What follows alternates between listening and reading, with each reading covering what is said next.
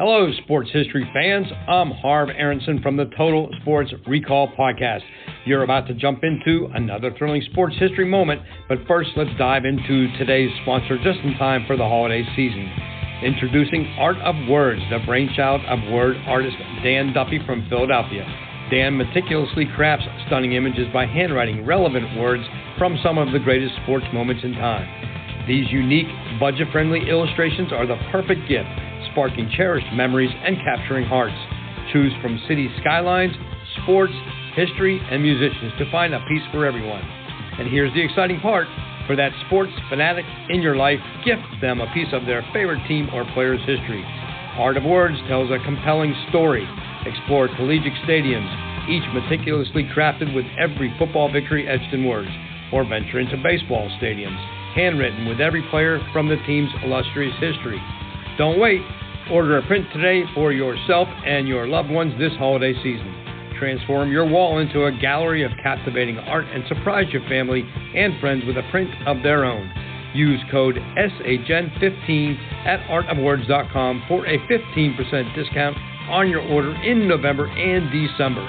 Visit Art of Words, where words magically transform into stunning art, evoking cherished memories and touching the hearts of those you care about. Again, use the code SHN15 for a 15% off at artofwords.com.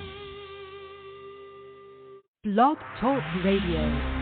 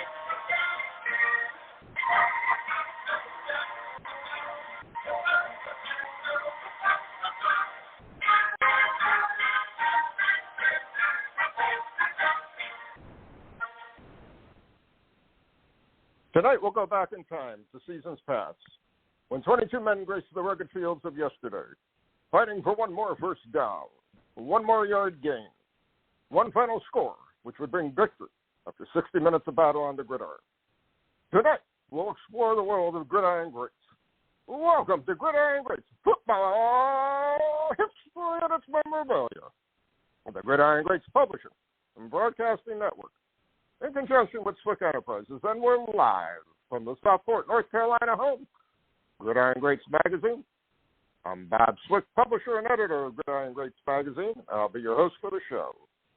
Gridiron Greats is the only publication in America which focuses upon the history and memorabilia of the North American football game since its inception in 1869. We cover 150-plus years of football history and memorabilia. Find us on the web at gridirongreatsmagazine.com. It's at this time I'd like to introduce my special guest co-host. He's a senior contributing writer to Gridiron Greats Magazine, a football, memorabilia, and card collector and historian that has one of the most advanced collections in the country of pre-World War II items, in particular of the 1925 Pottsville Maroon. A friend to both the magazine and our podcast, I'd like to welcome once again guest co-host, Mr. Jeff Payne. Jeff, welcome to the show. Hey, Bob, how you doing? It's good to be back on, and really looking forward to this show. I think it's going to be a great one. Thanks for filling in. As a aside, Joe has sent his regards from the country of Qatar, where he is there for the other football game. He's at the World Cup for the next week and a half or so. So he said to say hi to everybody. And again, thank you for filling in his semi. No worries. Hope he has safe travels. And I was wondering if he was going to try to get over there. I know he went last time. Yeah, he was going to last time something happened, and then he never made it. or I think COVID hit or whatever, and then now he made the plans. So I talked to him last night out of Calgary when he was waiting for a flight. So he said to say hi to everybody, and he'll be back in a few weeks. Well, Jeff, we have a very interesting show coming up, but before we get started with our special guest, we're going to talk a little bit about the 1959 Bazooka football card set, a set I've owned several cards over the years from, and a very, very difficult set to complete in any condition. And I'll hand off to you on it. Great set, Bob. One of my favorite non-mainstream sets. I just love everything about this set. You know, those that aren't familiar with it, don't know it much.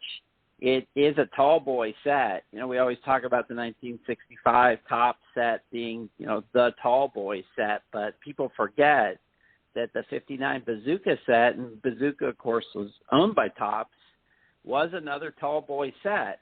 Now, it was distributed differently than their mainstream sets. The Bazooka set, you know, roughly the same size as the tall boys on 65, kind of right around 5 inches tall, you know, a little over 2 inches wide.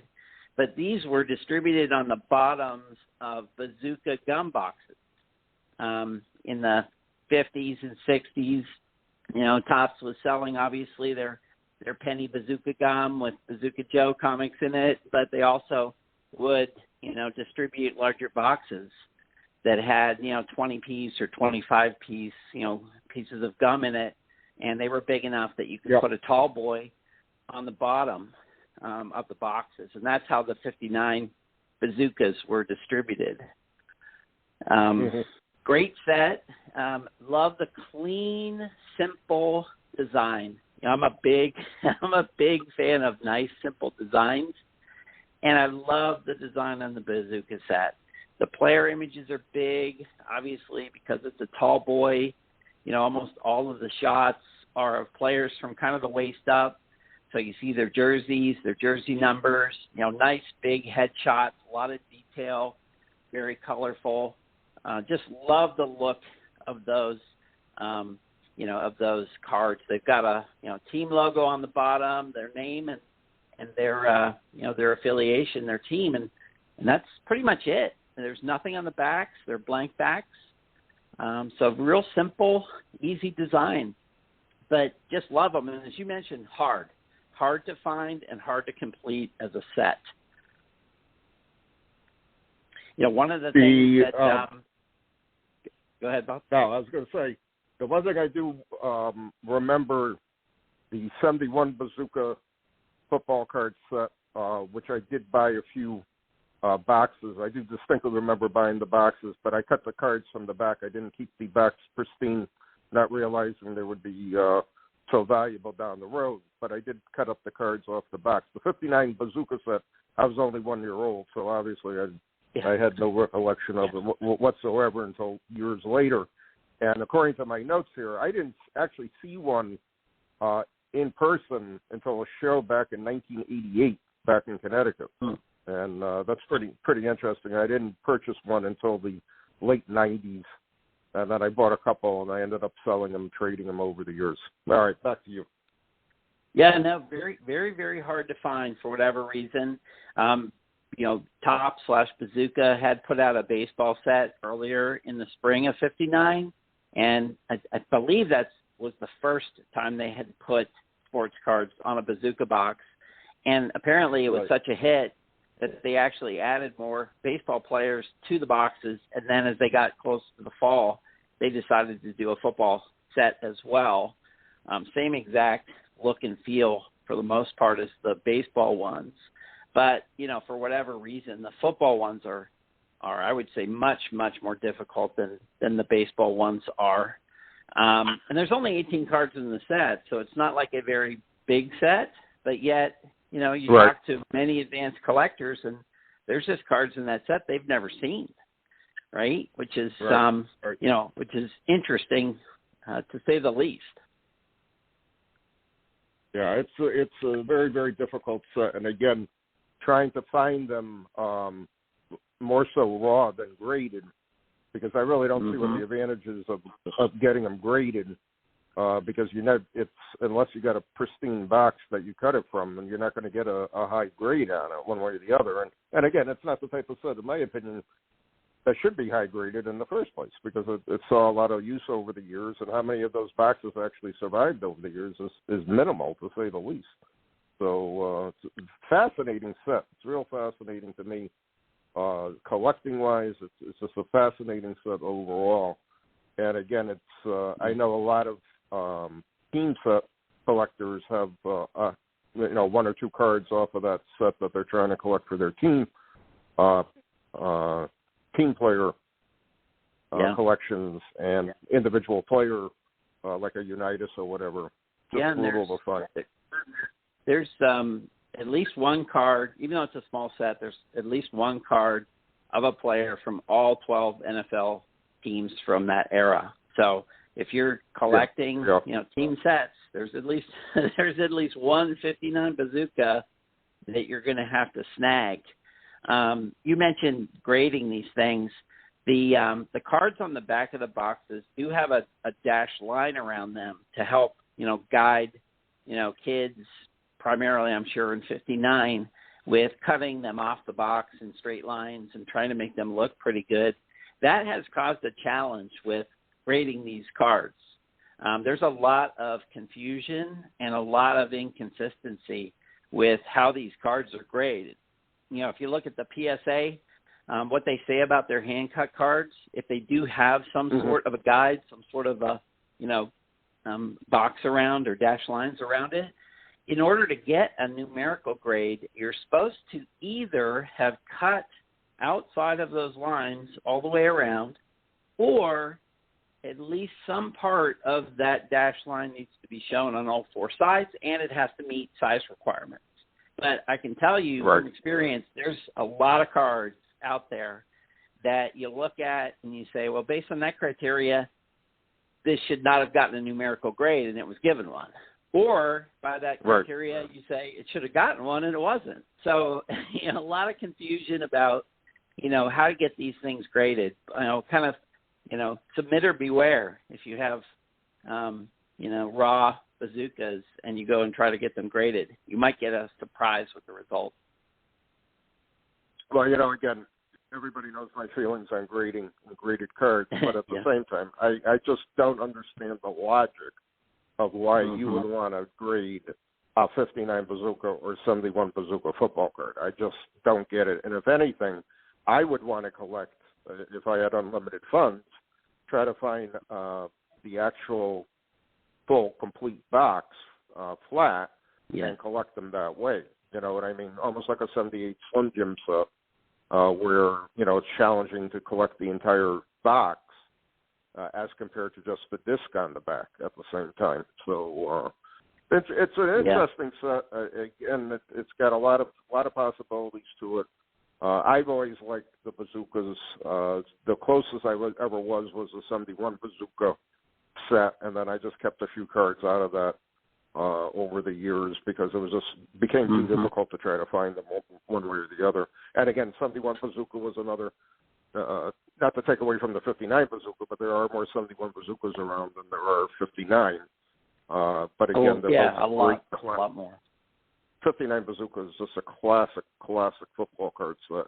And given the time frame of 1959, where pro football was really coming into play with the AFL in 1960, the history behind the set on top of it is just amazing to me.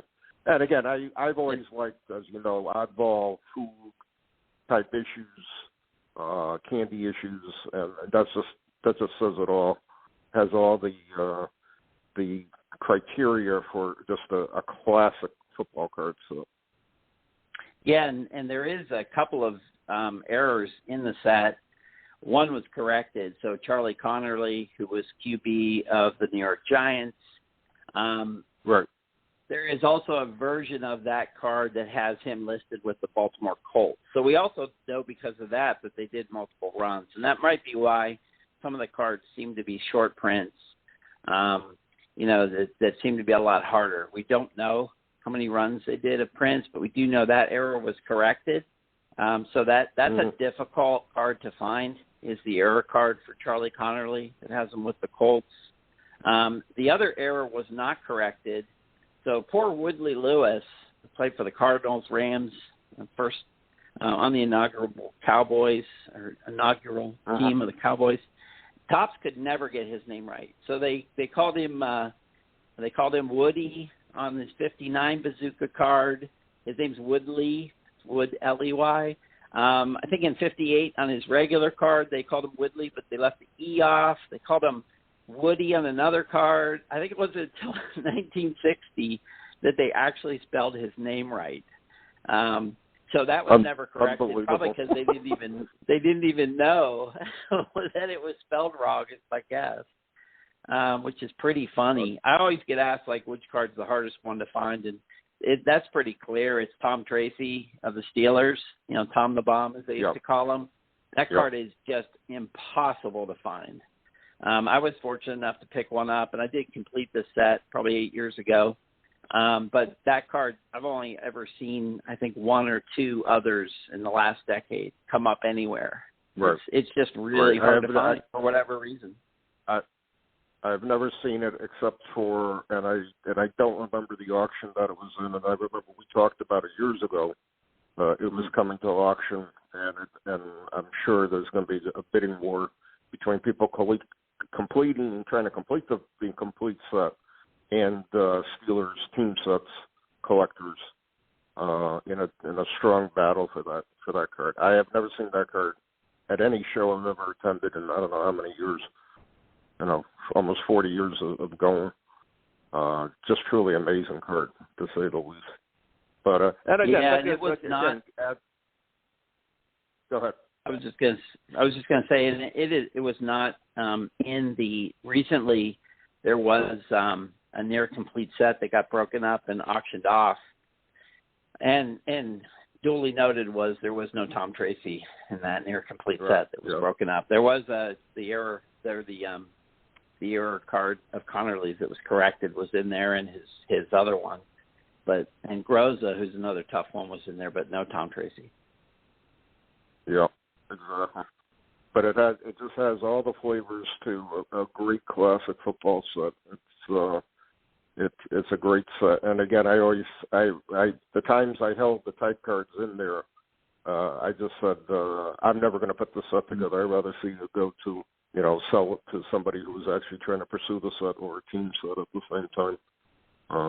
But it's a classic set, real classic set. The other, totally unrelated to it though, the San Giorgio flip chart card set from that year. I have never seen one ever. I don't even remember seeing any in auction over the years. I don't know how it exists. You know what I mean? That's another amazing set from 1959 that I virtually don't know anyone. Maybe possibly one person that I know of that may have one of them, but I've never seen them. I've never seen them at all. And I believe they're all Redskins, right?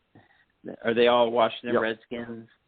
Yeah, I've only seen the LeBaron, and that was just an image from someone who has it.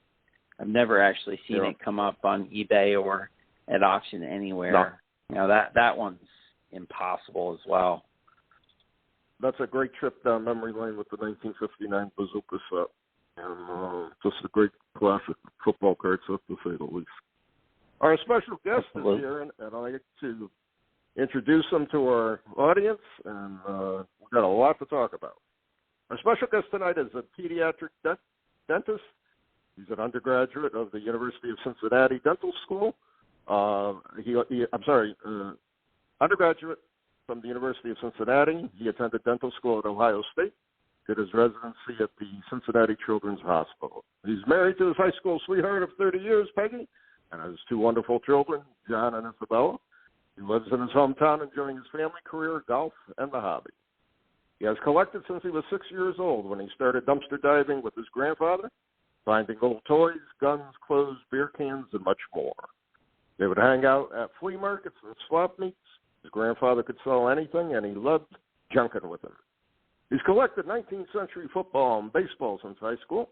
His first 19th century piece was a pair of fingerless baseball gloves. However, his passion is 19th century football and baseball and digging up 19th century football history. At this time, I'd like to welcome our special guest to our show this evening, Mr. John Gianantonio. John, welcome to the show.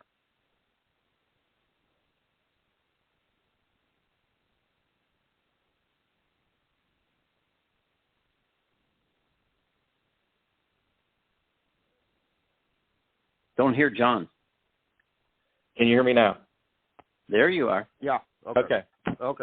I tried out a new pair of headsets. I just wanted to say thanks, Bob and Jeff, for hosting me. It's quite an honor speaking with the two of you.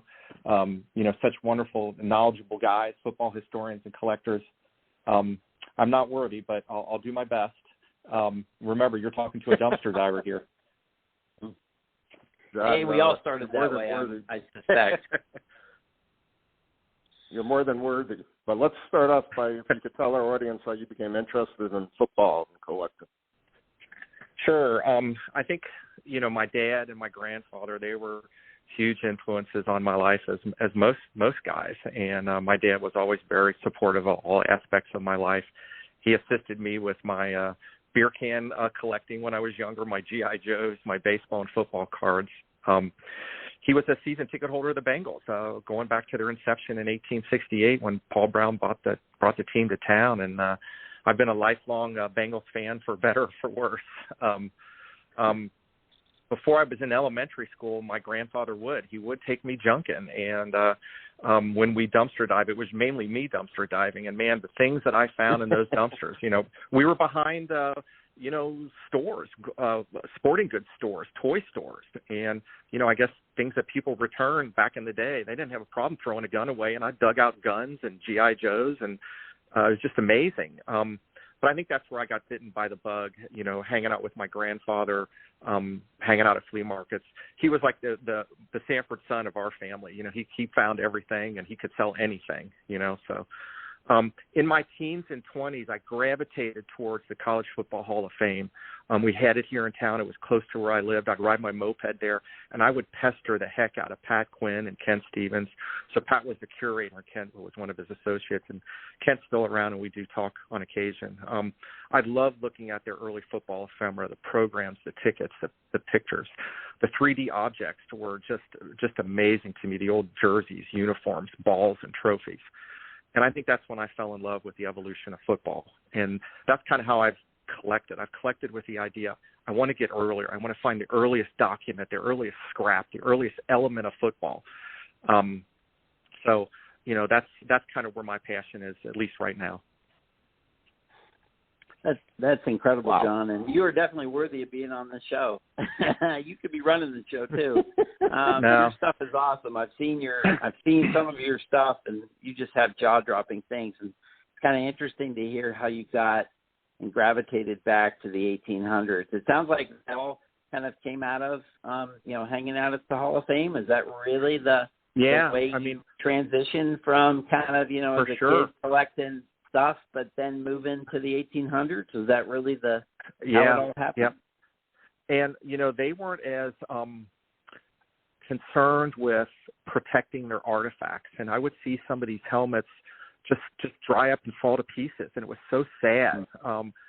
Back in the day, they just didn't do that. I would see their jerseys just hanging on hangers, and I would see the hangers literally tearing through the material because the material was so old. I've always collected with the mindset of, hey, I want to pass this along. I want to pass these relics along. I'm going to preserve it. I'm going to take care of it, So I think that's a very important part of collecting, taking care of the next generation of collectors. I agree with you 100%, John. I mean, again, if we don't preserve the history of the game or anything that that is historical in nature, it's lost forever. And I just, this is just an aside. I'm just kind of shocked in a way how it took so many years for football to really realize its history and to start preserving more of it. You know what I mean? It just seems like to me, it's almost like the past 25, 30 years that there was any urgency about it. You know what I mean? I don't know agree. if it's me or, I'm just floored by what I've seen. For example, and again, this is an aside, Yale University cleaned out their storage area where they had old football programs from the 30s, 40s, and 50s, and basically they just wanted to throw them in the dumpster and get rid of them. And a couple of people locally there in New Haven just said, "What are you doing? I mean, this is historical stuff." So that New Haven Historical Society, that New Haven Historical Society, they're pretty amazing. So I'm glad somebody saw that. Yeah, I mean, it was just shocking to me when I heard it, type of thing. But again, it's amazing, and again, it needs to be preserved for its historical value. Which leads us to our next question here, and seeing the stuff you have, which is just mind-boggling to me, and to Jeff. We're going to try to examine your 6 top items in your collection, and you briefed us on it before, and I just read it about 5-6 times, just trying to digest it, because it's just incredible history there. So if you could, the best you can, describe to our audience your 6 top items in your collection. And I feel really compressed for time. I feel like we could do this over 3 different discussions, but I'll do my best. So I use Park Davis. We got plenty of time. So. Okay. I use Park Davis, noted 19th century football historian, to help me kind of organize my collecting. So he named different periods of 19th century football. So prehistory, which was before 1869, the pioneer period, 1869 to 1875, the period of American Intercollegiate Football Association, 1876 to 1893, and then the period of the Rules Committee and Conferences, 1894 to 1904. So I tried to pick ephemeral items from each period to show my collecting interests. So I'll start off with I'll call it 1A and 1B. So I've got 2 paper documents. So you're gonna see that I'm mainly talking about Harvard, Yale, and Princeton in everything that I'm presenting. But that's kind of where intercollegiate football, it was kind of the center for up until the early 1890s anyway. So football at universities was an intramural sport. Kick a ball down a long field and try to get it over a line, probably all the way up until, right around the early 1870s. And my first document is from 1820. So this is a student at Yale University, and he is the treasurer of their dorm. Back then they called them houses. So in this document, multiple pages, but it's kind of like a ledger. So he's got all the guys that lived in the dorm, and he's collecting their dues. And then he's taking that and buying supplies for the dorm. He's buying candles, he's buying wood, he's buying lamp oil. But some of the entries, multiple entries, he's buying footballs and he's buying bladders. And I'm looking at this thing, I'm thinking, this doesn't make sense. And it's foot-ball, okay? It's not Football. But I'm looking at this and I'm digging around. I'm like, well, where the heck is he getting these things from? And he's literally buying them from the hardware store on campus. They had to have been imported. But I know that they were using that to play intramural football, and they were using that to play kind of that entry-level game where the freshmen took on the sophomores. It's kind of like a rite of passage. So that's kind of my earliest document. I think I've read that, the term football was used back in as early as the 1770s at Harvard. I haven't found anything that early, but I'm still looking. Okay, so fast forward. I've got one more document here. Are you okay if I keep going? Yeah, keep rolling, man. That's awesome. Fast forward to 1863. Okay, so now I've got a letter, a 4-page letter. This kid, this junior, is writing his family. He's homesick. He can't wait to get home for Thanksgiving, and he's talking about his, kind of early in the semester and how the sophomores are hazing the freshmen. So football's been banned at Harvard since 1860, but the hazing is still going on. The beatings, the taking advantage of the sophomores is still going on. And he talks about his day when he was a freshman and he played in a game and they called it Bloody Monday. I mean, he literally writes in here, Bloody Monday. So the first Monday of the semester, you were required as a freshman to take on the sophomores in a football game on the Delta. So that's like hallowed ground. In baseball, that's like the Elysian Fields, or that's like the Boston Common, and football was actually played on the Boston Common too. But he's talking about how in the game, the freshmen, they really didn't know other freshmen. They didn't really know who their classmates were. And somehow the sophomores corralled them, and they had the freshmen beating up on each other because they thought they were beating up on the sophomores, and the sophomores were sitting on the fence drinking a beer, watching them beat each other up. It's just hilarious. So that game, freshmen taking on the sophomores, it wasn't about getting the ball over the line or getting the ball through a goal. It was about beating up your opponent. And, they would come out of the game with bloody eyes, bludgeoned shins, torn shirts, broken bones. And I just think that's hilarious how he said, in my game, it was so physical, we were beating up on each other. They didn't even know each other. So at the end of those games, those Bloody Monday games, the sophomores and the freshmen, they did get together for dinner, and they actually sung Auld Lang Syne. So kind of like saying, okay, you made it through the hazing. So they called that rush, and that term rush is still used today, obviously, for fraternities and sororities. But that's kind of where that term took hold, if that makes any sense to you. No, that's really cool. And I've read a little bit about the Bloody Mondays, and it's so awesome you have a letter that describes one of those games. I mean, have you ever seen another one of those? Have you ever seen anything that looks like what you have anywhere else? No, I haven't. I'm sure they exist. I'm sure that there's other documents out there, but I'm really happy to have it. I think it's pretty cool. And it's one of those things where somebody really didn't know what they had, and if you don't really educate yourself and know the history of the game, you kind of like, yeah, there's another, piece of paper that's with scribble on it. You don't really even know what it is. Yeah, no, that's all right. To your point, John. I mean, as you learn the history of football, you start to see things that other people are glossing right over, right? Because they don't have the context to understand what they're reading. And they just read it as, oh, okay, this is just an interesting discussion of an event. And sometimes it's more than that. So go ahead, proceed. Well, these early elements of the game, they all lead up to what we play today. So they're played on, American soil. I think they're important. I think some people would say, oh, well, that was a soccer game. It's really not football. Well, football evolved from rugby and association ball. So in my opinion, it is football. And I know there's plenty of arguments, when did the first football game occur?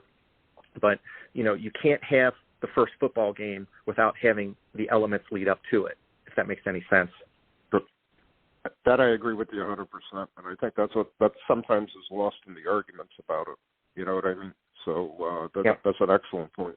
Forward now to the pioneer period, and I'm always looking for like iconic moments in those different periods, and obviously one of the iconic moments in the pioneer period, which begins in 1869, is the Princeton-Rutgers game. And I know this is a passion of yours, Jeff, so I'm sure we'll have a lot to discuss here. But how did they get to that natural rivalry, Princeton versus Rutgers? How did they get to that game? And how they got to that game was a baseball game that was played in 1867. It was quite common, 1850s, 1860s, for college to play intercollegiate baseball games, but it wasn't for intercollegiate football games. So one of the players on the 1869 football team was the captain of the baseball team in 1867. His name was Billy Buck. And one of the players on the Rutgers football team in 1869, his name was William Leggett, and he played on the baseball team also. So in 1867, Billy Buck's baseball team beat Rutgers' William Leggett's baseball team. I don't know. I think it was something like 42-4 or 44-0.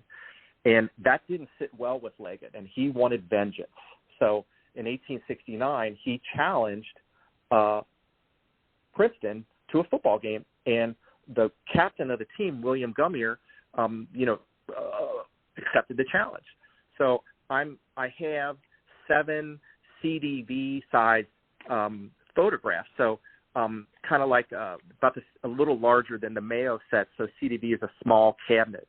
These are graduation photos, 1870 Princeton Princeton students, but they played on the football team.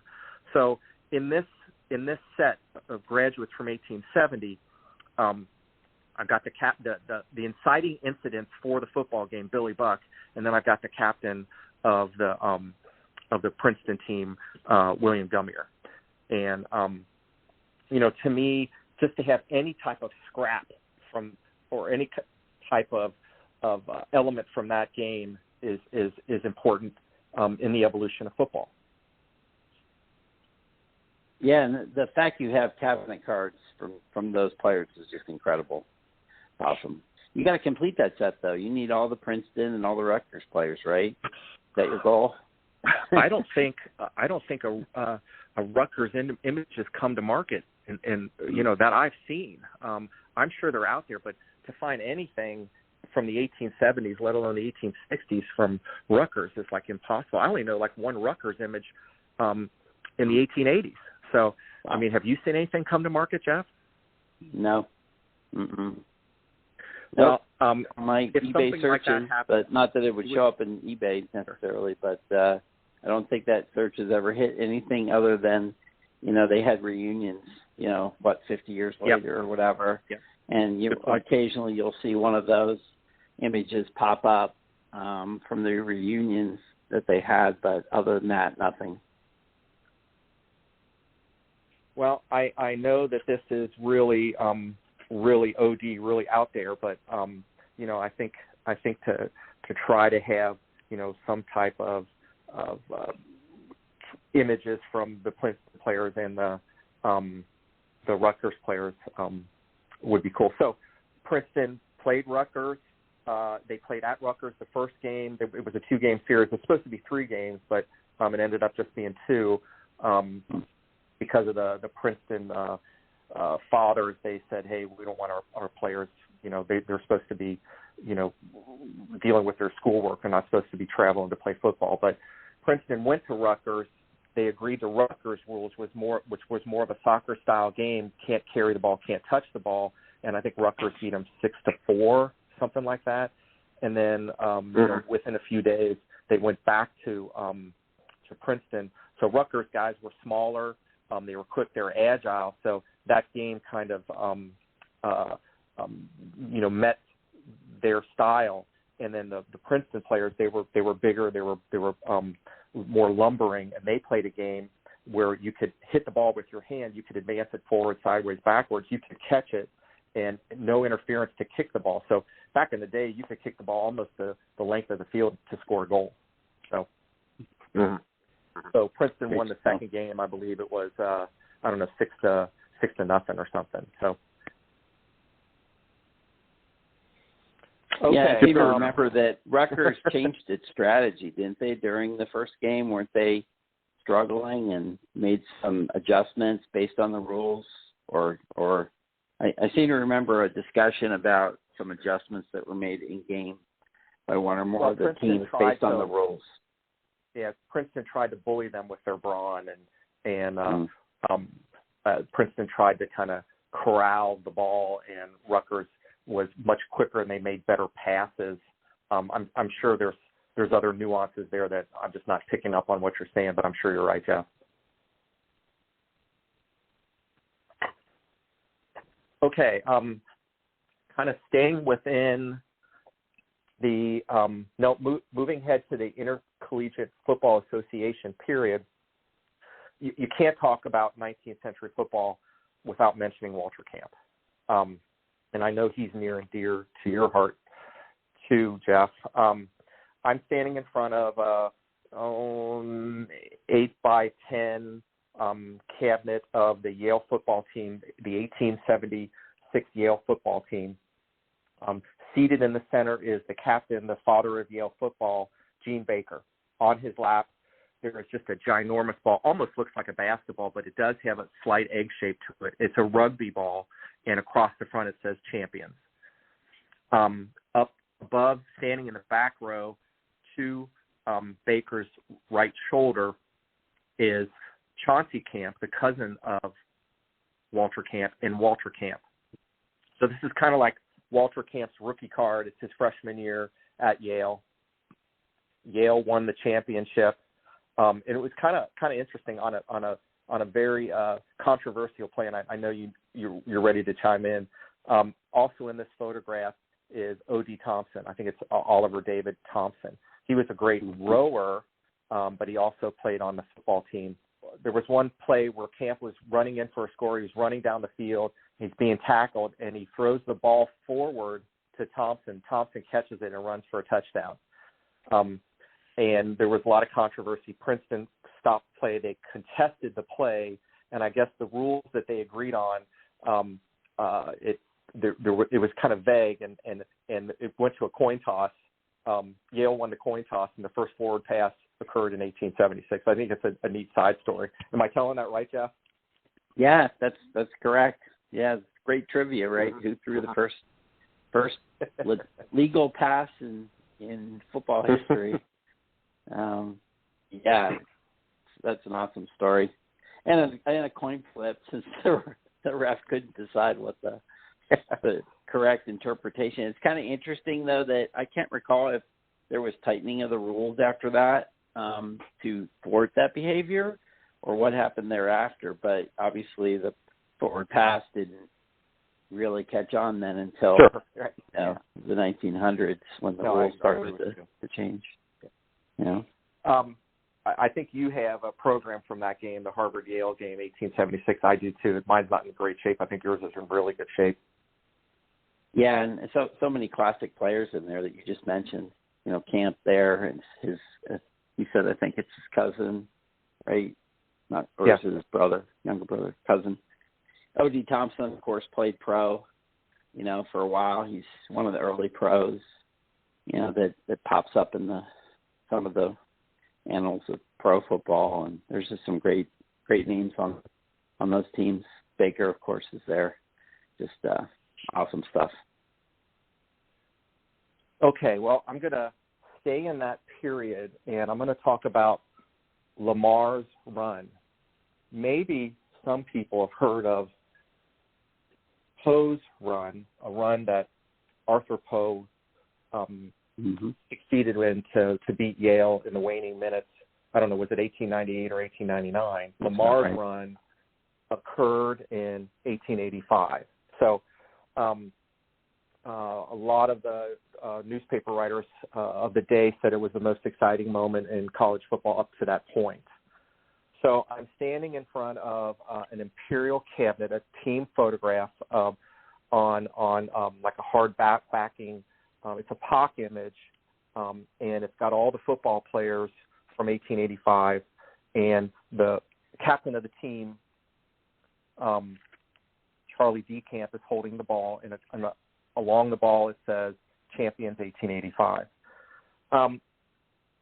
Along with this imperial cabinet, I've got 14 individual player cabinets, and they're in uniform, all the players on the team. And I know this isn't the earliest kind of team set per se, but it might be one of the most complete team sets. I know there's images of Yale players from the 1880s, from the early 1880s, but if anybody has a complete set. So, I really love, Fox Brothers, the photographers, they were the photographers of the Ivies and Army and Navy, but they had a way of taking a picture and making these little guys, they were little guys, especially in today's standards, and making them look bigger than life. They took these photographs to make these guys look like heroes. And, featured in this would be a young Hector Cowan. I already mentioned Charlie D. Camp, but also here is a cabinet, individual cabinet, and in the team cabinet, Tilly Lamar. the captain and the running back, Lamar, they are standing next to a totem. And this totem ends up being a Revolutionary War cannon that buried on Princeton's campus behind Nassau Hall. So it's still there to the day. But the game was so important to Princeton. They won the national championship. They hadn't beat Yale since 1878. You can just feel in these images, you can feel the college pride. You can feel that this was a big moment back in the day. So basically, Tilly Lamar was the great running back for Princeton.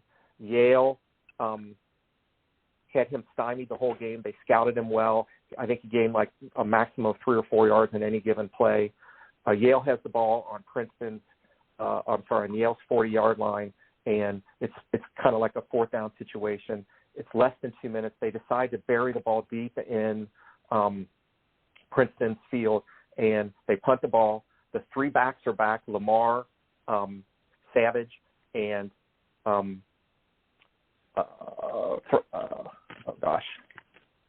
going to forget here. Anyway, they punt the ball to the 3 back, and they're lined up kind of one side of the sideline, the other side of the sideline, and in the center. And it goes to Toller away from Lamar. It caroms off of Toller's shoulder across the field, and Lamar picks it up on a dead run. So most of the Yale players had run to Toller, so there was only 2 players left that could have possibly tackled Lamar. This is the waning seconds of the game, and it's Harry Beecher and Captain Peters. So Beecher and Peters are chasing Lamar down the field. Beecher's about to close on him, and Lamar just makes a move towards the center of the field and then back down the sidelines. And Beecher, he was a young player. He basically does a cartwheel. He just totally stumbles. And because he did that, it had to change Peters' trajectory, and Lamar made it to the end zone. They kicked the extra point, and they beat Yale 6-5. So the cool things about this, the significant thing about this is this was the first national championship game on a campus. It was on Yale's campus. A lot of the people that were there, they thought Princeton had lost, so a lot of Princeton faithful left angry. Yale faithful left happy, thinking the game was over, and they read the next day in the papers. It was an amazing comeback, and Princeton won. The people that were there, the Princeton fans that were there, they rushed the field, and they basically stripped Lamar naked. They tore his jersey, his shirt off, and they tore it up. And there's written reports where his jersey, his pieces of his jersey and his T-shirt are in scrapbooks. I've never seen or heard of one, but I'm on the lookout for a scrapbook that would have a piece of Tilly Lamar's jersey. Yeah, that's awesome. Wow. Today that would have all ended up on eBay, right? His whole uniform in tatters. Right. Yeah, it'd be slabbed, you know. So yeah. Exactly.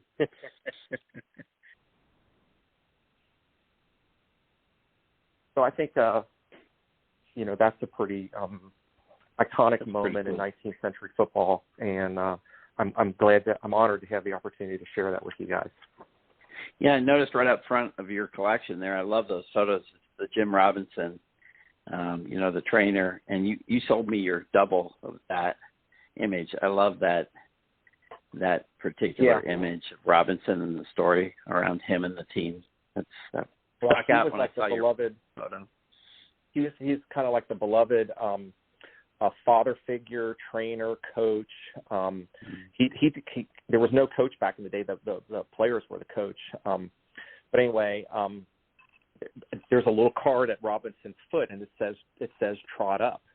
And if you're familiar with the book Football Days by William Edwards, by Bill Edwards, Big Bill Edwards, he wrote about his beloved trainer, and that "Trot Up" was Edwards was a horse trainer before he was a people trainer and athletic trainer, and the "Trot Up," that was just his battle cry. He would just stand on the sidelines and try to get the boys, get them going, and he would yell "Trot Up." So if you didn't know what that card meant, it just adds more interest to the image. Yeah, no, that's a great story. I love that story. And it really adds context to that picture. That's so cool. Yeah. Okay, where am I with things? Okay, so you can't have a 19th century football collection and not talk about the flying wedge. So the flying wedge was a kind of a culmination of all these different mass plays. I think these mass plays started around 1884 with the V trick. I think one of the players at Princeton used it, and he was a student of military. What's what I'm looking for? Military tactics, But later on in the 19th century, they did other mass plays like the horse neck or the flying interference. The flying interference was a play ran by Yale, and Heffelfinger was the lineman that would pull. So basic mass plays means I'm going to take 7 or 8 of my biggest guys, my beef, and I'm going to run them at your weakest point in the line. I'm going to try to open up the line so the back can get through. So that's kind of the theory behind the mass plays. So I'm standing in front of a letter written by the inventor or the father of the flying wedge, Lauren Diehlin. I've not seen another signature of his, but this has football content. So I like it because it's not like a signed check or a signed letter to Aunt Millie. He is coming home. He is writing a letter, hey, I just finished help coaching the Yale 11. So this is a period right around 1896-97 where him and Walter Camp are collaborating on a book called Football. So it's kind of like if you can't beat them, join them story. So in 1892, Harvard unveiled the flying wedge against Yale in a failed attempt to beat them. They lost the game 6-0. But for the listeners, the flying wedge was basically the quarterback was at the 45-yard line, kind of in a position to kick the ball off or start the play. And 5 players were lined up to his right, 5 players were lined up to his left, and they all took a running start, and they converged in a V shape at the ball. And the second that they kind of met, then the quarterback snapped the ball or put the ball in play, maybe kicked it with his foot. It went to one of the players, and the player flipped it to the running back. I think it was Brewer. And they advanced down the field. I think it was at the player, I think his name was Wallace. They advanced at the weakest link in Yale's line, and they moved the ball to the 20-yard line. And Harvard newspapers, after the game, basically said if Brewer hadn't flipped, it would have gone for a touchdown. They actually didn't score on that, but the point of that is after they unveiled that flying wedge, every team in the country was doing it the following season. And then that's when a lot of the injuries really, really mounted and, caused even deaths. So, you can't have a 19th century collection without, talking about Lauren Diehlin and the flying wedge. Yeah, I know you're a big fan of Frank Hinkie. I know there's stuff written about him and, his disregard for his body. He was a small guy, but what I understand, and correct me if I'm wrong, is he used to, he would just like dive over top, dive in the middle. He would do almost anything to break up some sort of play like that if he could. Yeah, the only way to defeat it was to jump on top of the guys. You're right. And you had to have a disregard for your body. You're right. Yep. Yeah. And there are reports where Heffelfinger, to break up these type of mass plays, he would almost cannonball at he would dive in the air, and he would go knees first at these guys to break up the play like a bowling ball, So pretty dangerous. Yeah. I kind of want to wonder what you think of. So today it seems like the trend in the NFL is like when you're close to the goal line, the running back hits the ball, and then everybody behind him like grabs him and tries to push him into the end zone. And it almost seems like the inverse of the flying wedge, right? Like the ball carrier's in the front, and everybody's behind them like pushing and grabbing and dragging. I just wonder how long they're going to let that occur. That just seems to me like we're going back to this kind of behavior. I can't believe somebody hasn't been rolled up on and torn like an ACL or had a really bad injury, because you see guys go down when they're pushing like that. Mm-hmm. You're right. Yeah. That's a good connection there. How am I doing on time? Can I mention one other kind of A and B here. Bob, how are we doing? Yep. We're almost, we're down to 6 minutes. Okay. So, all right. So I have a program here. I have a program here and a ticket stub. It's Harvard versus UPenn. And this program relates to William Henry Lewis. So first African-American, All-American, first black coach. He was definitely a pioneer in the early 1890s. He was a very honorable guy. He was much maligned, attacked many different ways, and he kept his head up and kept moving forward. So in the Yale-Harvard game in 1893, the captain of the team, Waters, was injured, and they had to play UPenn 5 days later. And they had to find somebody to run the team, and they went to Marshall Newell. And Newell was always kind of the reluctant warrior. He declined, but he suggested that William Henry Lewis be the captain, and he was actually the captain of the team his last 2 seasons when he played at Amherst. So this wasn't a new position for him. So he ran the drills in practice, and the reporters of the day reported, hey, this looks like a different team. There's a lot of pep. There's a lot of organization. And sure enough, that pluck, they beat UPenn, I don't know, I think it was like something like 26-4. But the significant thing about this program is you can see in the program where Captain Waters is kind of removed or scratched out, injured, and the word captain is written next to William Henry Lewis. And to me, that's a pretty cool thing, in Harvard history, in history of 19th century football. The other item that I have of William Henry Lewis, which I have a few, is a book that he published. It's called A Primer of College Football, and it's signed by him, and it's dedicated to kind of like the equivalent of the athletic director at Harvard. His last name was White. But the great thing about that book is there's like 22 photo plates of William Henry Lewis doing different moves. So this is a book, A Primer of College Football, how to play the game back then, strategies, offense, defense. But to have, 20 images of William Henry Lewis doing certain football moves is really, really cool. I know that's a rare book. I haven't seen many, if any. I think there's one in the College Football Hall of Fame, and that's kind of where I found out about that ball and where I found out about that book and how I wanted to get that book. Wow. That's Do you amazing. have a cabinet card of William Henry Lewis? Say that again? Card? Do you have a cabinet card of him? I do not. I'd love to have one. I've got plenty of images in kind of programs, but I don't have any, and I don't have a cabinet card of them. Yeah, there's always some things that you regret not bidding on or missing on. Before I really understood his significance in the 1800s, I was just starting to dabble in that area. I know a cabinet card of his came up on eBay. Whoa. And I Googled it, looked at it. I was like, wow, this guy looks like he's kind of important. Kind of half-heartedly bid on it, got blown away. And I always regret that because, every time his name comes up, I think, oh, my gosh, what was I doing? What was I thinking?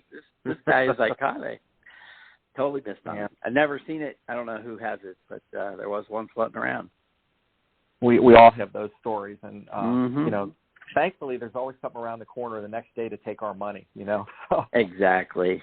Yeah, I always tell people when they miss something, don't worry. It'll either another one will roll around, even if you haven't seen it for a decade, or something else you really want will roll around. So just be patient. Yep.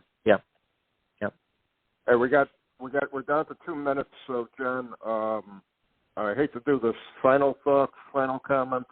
We're only halfway through the script, so it's truly amazing what you got here. I guess I'm sad that I didn't get to touch on the four Poe brothers. I didn't get to touch on the bloodbath game, national championship trophies, the rise of UPenn, the four-time All-Americans from the 19th century.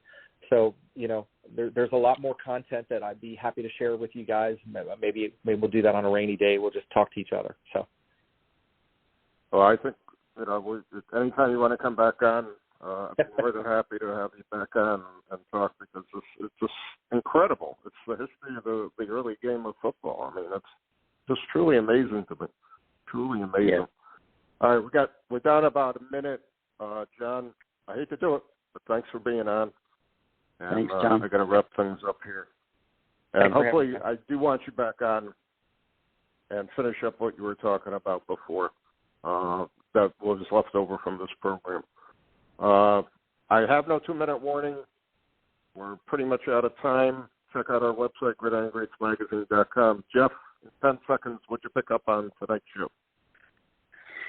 Iconic items for iconic periods in time. I love the way John collects. It's so cool. I'll leave it at that. It's just living history of the game. It's incredible. Truly incredible. Blows my mind. Just and again, real quick, over the years, the collections I've viewed, both online and in person, from people, just amazes me. Truly amazes me. We're out of time. Thanks for listening, and we'll be back next week with another show. Hey there, sports history fan. This is Arnie Chapman, a.k.a. the Football History Dude, and I wanted to thank you for stopping by to listen to another episode here on the Sports History Network. Our podcasters are passionate about uncovering and sharing sports stories from yesteryear. And if you didn't know it already, we have over 30 shows across the network covering all sorts of sports history topics. In fact, here's a glimpse into one of our awesome podcasts here on the network. Each week, the official Football Learning Academy podcast will take you deep into the history of pro football through interviews with players, coaches, or administrators in the NFL, as well as interviews with Pro Football Hall of Fame selectors, authors, and historians. You'll learn how the game evolved and important moments that shaped the sport into what it is today. And don't miss the Pro Football History Nugget of the Week. Listen to the official Football Learning Academy podcast on the Sports History Network. How about that? I bet you're super hyped to go listen to that new podcast, right?